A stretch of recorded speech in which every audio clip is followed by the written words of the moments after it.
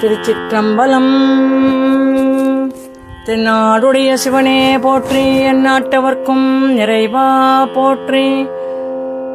ஏகம்பத்துரையம்தாய் போற்றி, பாகம் பெண்ணுருவானாய் போற்றி. அண்ணாமலையம் அண்ணா போற்றி, கண்ணாரமுத கடலே போற்றி. ஆடகமதுரை அரசே போற்றி, கூடலிலங்கு குருமணி போற்றி. காவாய் கனகத்திரளே போற்றி, கைலை மலையானே போற்றி போற்றி. திருச்சிற்றம்பலம். திகட சக்கர செம்முகம் ஐந்துளான், தகட சக்கர தாமரை நாயகன், அகட சக்கர விண்மணியாவுரே, விகட சக்கரன் மெய்ப்பதம் போற்றுவான். கந்தர் அனுபூதி பாடல்.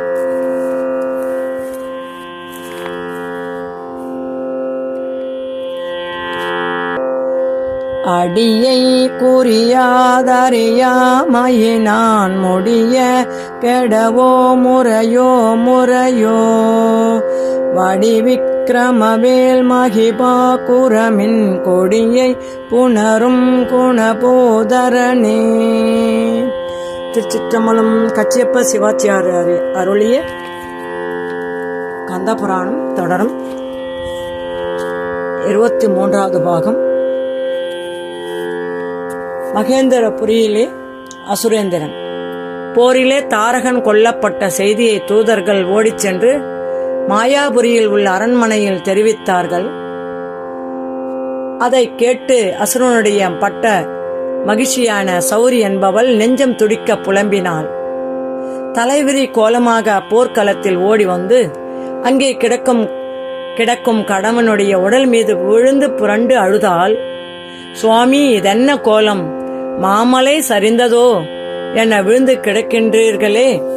தேவர்களுடன் செய்த போரில் களைப்புற்று உறக்கத்தில் ஆழ்ந்திருக்கிறீர்களா? நாதா, எழுந்திருங்கள். தங்கள் பெயரை கேட்ட மாத்திரத்திலேயே அச்சத்தினால் மேனி நடுங்கும் தேவர்கள் இன்று தாங்கள் கிடப்பது கண்டு கைகொட்டி களிப்புறுகின்றார்கள். ஐயனே, இது உமக்கு அழகா? ஈரேழு உலகங்களிலும் தங்களை வெல்பவர் எவருமே இல்லை என சொல்வீர்கள். இன்று தேவர்களாலேயே வதைக்கப்பட்டீரோ? சுவாமி, இதற்குத்தானோ கடுமையான தவங்கள் பல இயற்றி எல்லையற்ற வரங்கள் பெற்றீர்கள். எந்த வரங்களால் அளவற்ற பராக்கிரமத்துடன் விளங்கி வந்தீர்களோ அந்த வரங்கள் அனைத்தும் என்று தங்கள் விஷயத்தில் பயனற்று போய்விட்டனவே என்று பலவாறாக புலம்பினாள். தாரகனுடைய மனைவி மற்ற மனைவியரும் அங்கே வந்து அவன் உடல் விழுந்து புரண்டு அழுதார்கள். அந்த சமயம் சிங்கமுகனுடைய பட்டணத்திற்கு சென்றிருந்த தாரகனுடைய மகனான அசுரேந்திரன் தந்தையின் மரணம் கேட்டு ஓடி வந்தான். அவனை கண்டதும் சௌரியின் துக்கம் பன்மடங்காகிவிட்டது. மகனை கட்டிக்கொண்டு கதறினாள். துக்க சாகரத்தில் அழுந்திருந்த அசுரேந்திரன் ஒருவாறு மனம் தெளிந்து தாய்க்கு ஆறுதல் பல கூறினான். பின்னர் தந்தையின் ஈமச் சடங்குகளை நிறைவேற்ற ஆயுத்தமானான். தாரகனுடைய உடலை வாசனாதி திரவியங்களால் நீராட்டி அலங்கரித்து தேரிலே ஏற்றினான். வாசம் மிகுந்த மலர்களால் அலங்கரித்து வாத்தியங்கள் முழங்க எடுத்துச் சென்று தீ மூட்டினான். அப்போது சௌரி கணவனை பிரிந்து உயிர் தரிக்க விரும்பாமல் உடன்கட்டையற வேண்டுமென தெரிவித்தாள். அசுரேந்திரன் அவளை பணிந்து அந்த எண்ணத்தை விடுத்து தன்னுடன் இருந்து சகல வழிகளிலும் உதவியாக இருக்குமாறு வேண்டினான். அவளோ அதற்கு இணங்கவில்லை. தன் கோரிக்கையில் பிடிவாதமாக இருந்தாள். தாரகனுடைய மற்ற மனைவியர்களும் அவளைப் போலவே உடன்கட்டை ஏற வேண்டும் என்று பிடிவாதமாக இருந்தனர்.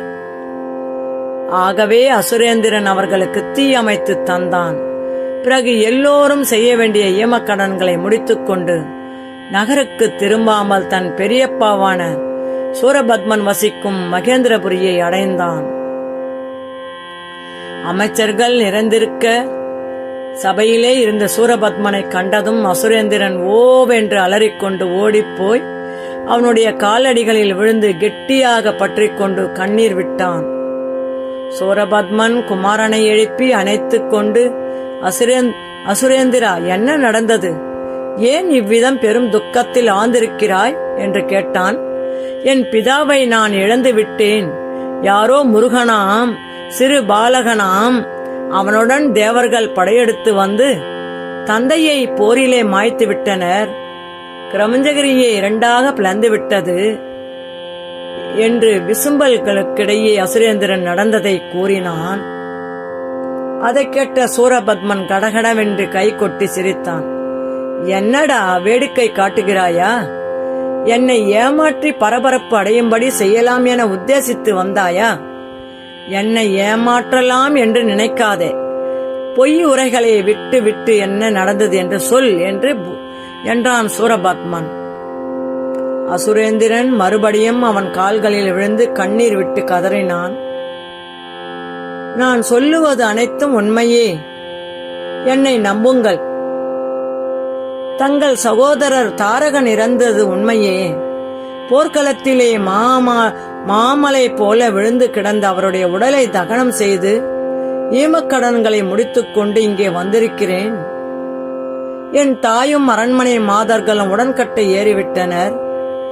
தேவர்கள் அந்த சிறுவனுடன் பூ உலகிலே தென் திசை நோக்கி வந்து கொண்டிருக்கின்றனர். இவ்வாறு அசுரேந்திரன் சொன்னதும் சூரபத்மன் முகம் கோபத்தால் சிவந்தது. என்ன என்று அண்டம் கிடுகிடுக்க கத்தினான். அவனுடைய கைகள் துடித்தன. பற்களை நரநரவென்று கடித்தான்.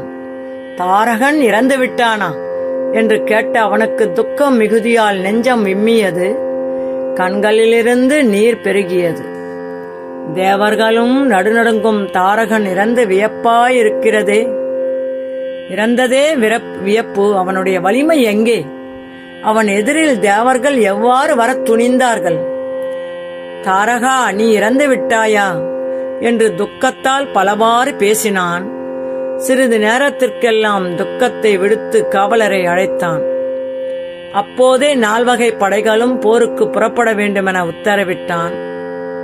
கவசம் முதலான அணிகலன்களை கொண்டு வருமாறு பணிந்தான். இப்போதே புறப்பட்டு சென்று தம்பியை கொண்ட சிறுவனை வதைத்து திரும்புவேன் என்று ஆவேசமாக கத்தினான். அவனுடைய கண்கள் நெருப்பை கக்கின. மூச்சுக் காற்றிலே இருந்த உஷ்ணம் எவரையும் அருகில் வர முடியாது தடுத்தது. கோபமும் துக்கமும் மாறி மாறி அவன் உள்ளத்தை அழுத்த யுத்த வெறி கொண்டு சூரபத்மன் நிற்கையில் அவன் உடலில் மயிர்கால்கள் குத்திட்டு நின்றன. அங்கு நின்றிருந்த அமைச்சர்களில் ஒருவனாகிய அமோகன் என்பான் கொந்தளித்து நிற்கும் அசுரனை சமாதானம் செய்ய முயன்றான்.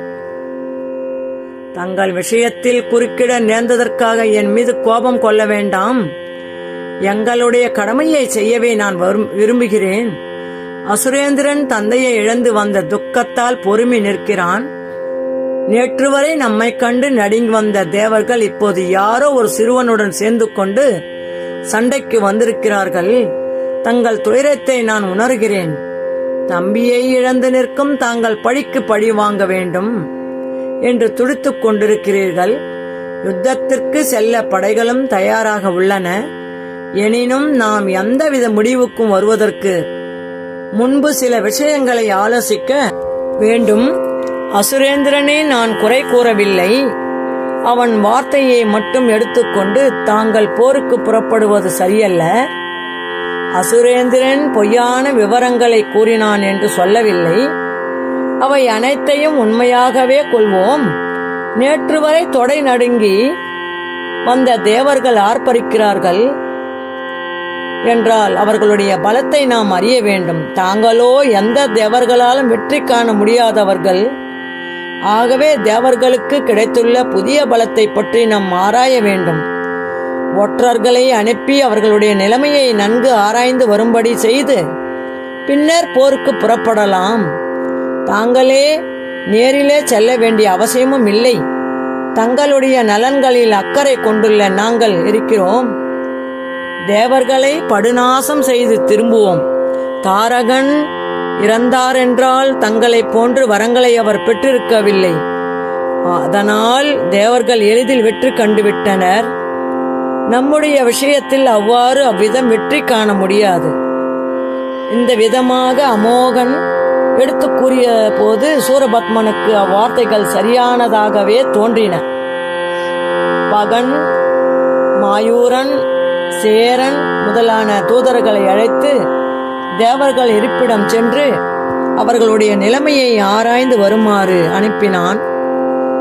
அவர்களும் அவனிடம் இடைப்பெற்று புறப்பட்டு சென்றனர். திருச்சிற்றம்பலம்.